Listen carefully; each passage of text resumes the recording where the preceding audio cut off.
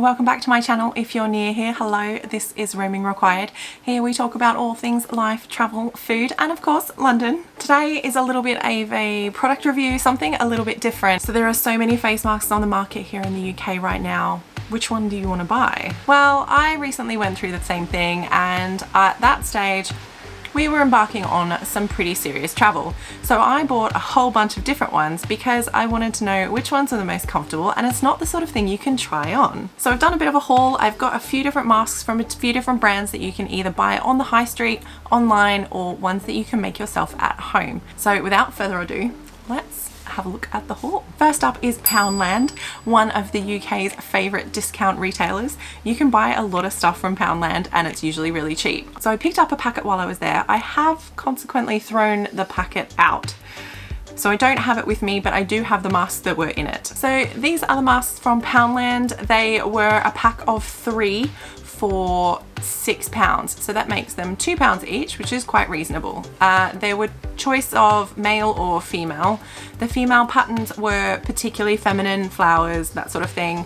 At that stage, I wasn't sure if Russ and I were going to be sharing these, so I bought the men's pack because I have a relatively decent sized face and he has a beard, obviously, so I wasn't sure if it was going to work, so I got sort of a neutral palette that both of us could potentially wear. I cannot see myself wearing this. I did have a look at the sizes. It wasn't entirely clear if there was a huge gap in the sizes between the female and the male versions. I kind of lined the packets up together just to kind of see this distance and this distance, and it didn't seem like there was much in it. In terms of quality, they feel like a poly cotton blend. I don't remember the fact that it said on the packet if they were 100% cotton. They certainly don't feel it. They're definitely double layered. There is no lining in these. They do have an exposed stitch on the ends, and you can also see where the elastic that goes around the ears is attached to the side of the mask. I don't see this as a huge issue. If you did have particularly sensitive skin, then that rough edge may sort of scratch your face a little bit, but I personally did not find this to be an issue.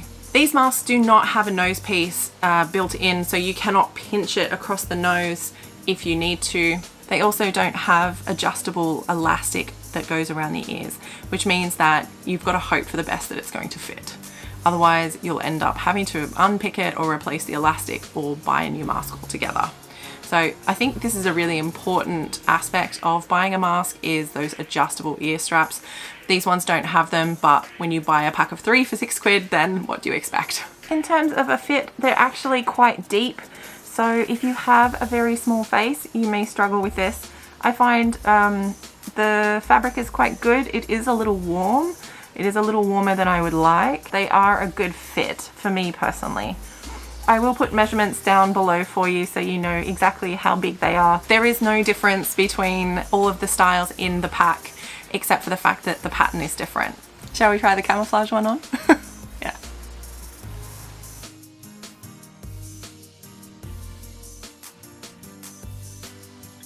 This is all an empty void inside the mask, so there is some airflow. I do find them a little bit too high though, particularly when I talk. They tend to ride up a little bit. They're a really good, like, I need a mask quickly kind of a substitute. I find the elastic is nice and loose. Even if it's pulled quite taut, I don't think that's going to pull on the back of your ear and be very uncomfortable. So that is definitely a plus for these masks from Poundland.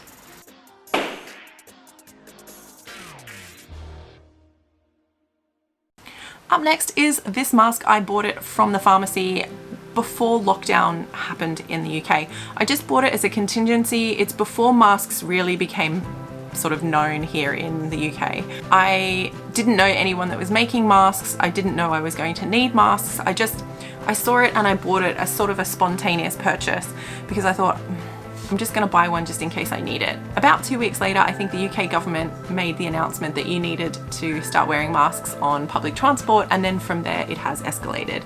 So this mask was my first purchase. So this mask is made from foam.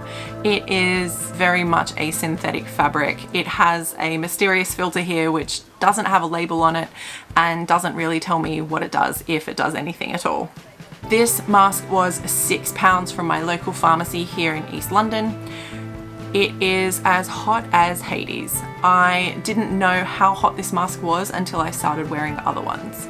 I don't recommend this mask. I think A, it was expensive, but they were first to market, so I paid the money. And the ear straps here are not adjustable, although they are made of foam, so it is quite gentle to wear, but it is so hot. So if I had to wear this for more than 30 minutes, I would sort of be struggling. I find it quite tight across the nose. I find this piece here is pulled quite tight. Already I'm finding this mask really, really warm. I'm finding a lot of hot air as I'm talking. It's coming out the top here and it's making my eyes water, and I really, really want to take it off. The synthetic fabric foam masks with a filter from a local pharmacy, not recommended.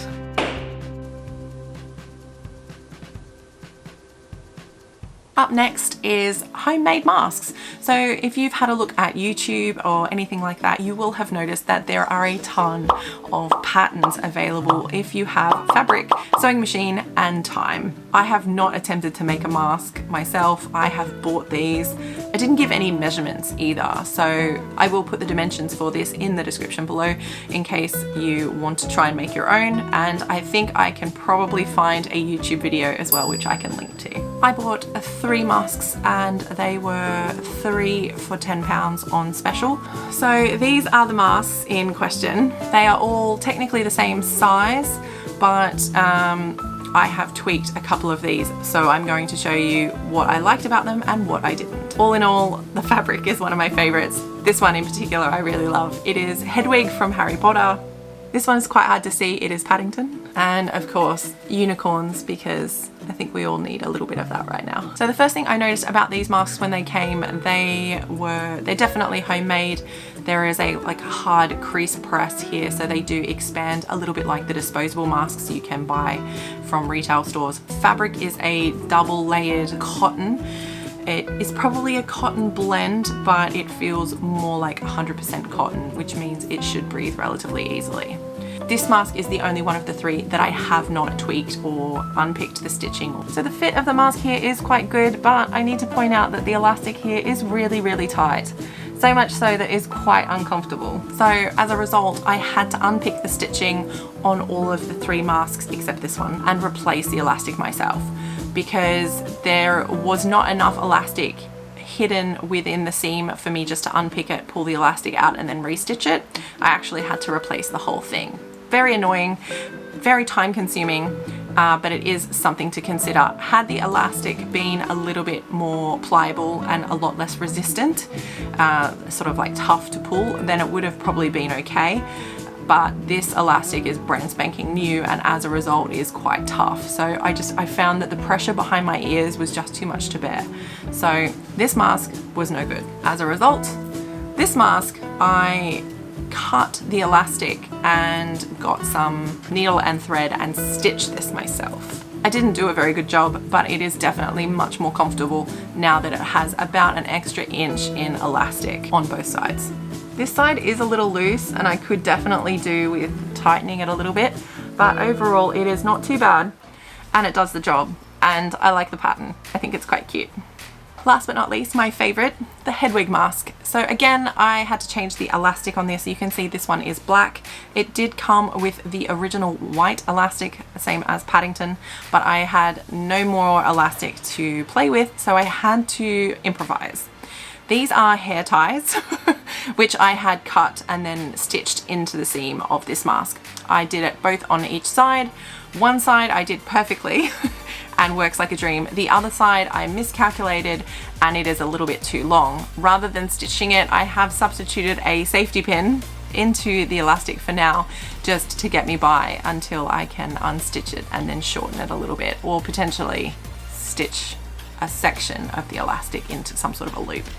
But for now, it works fine and it's actually really comfortable.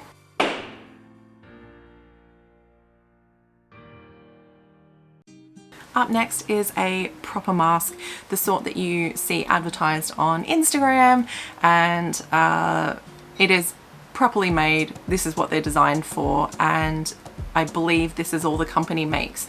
The company is Pacamark, and in terms of a disclosure, they gifted me this product. What I like about these masks is that from the get-go they feel really well made. They are multi-layered, so you have a very fashionable external cover, you have white lining on the inside, and they come in these plastic bags. So the fabric is antibacterial.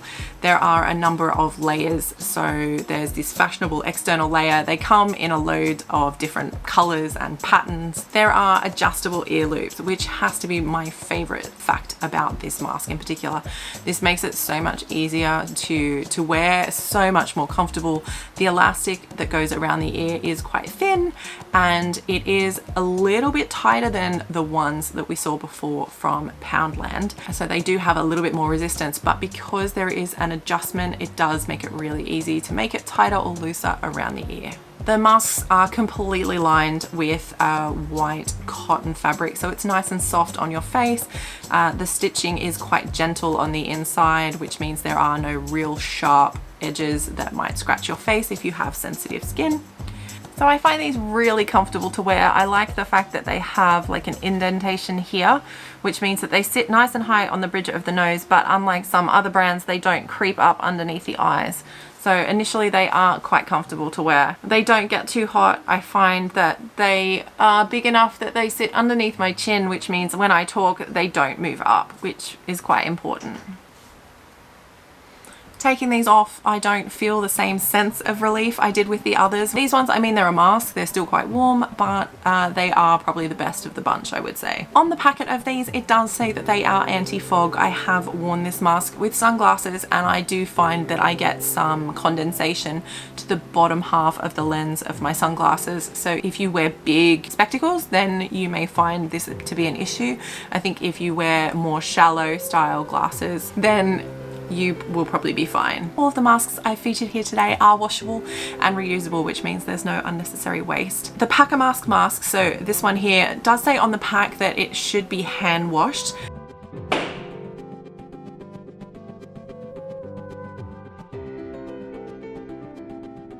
I hope you enjoyed this video. If you did, don't forget to give it a thumbs up. If you haven't subscribed to our channel, please do so now. It really helps us reach more and more people. Which one of these masks you like the most? Is it going to be the Hedwig handmade one? Is it going to be Pacamark that you can buy online? Is it the really hot, stuffy filter mask from the pharmacy? Or is it going to be the 3 multi-pack budget option from Poundland? Let me know in the comments below. Thanks for joining. Until next time.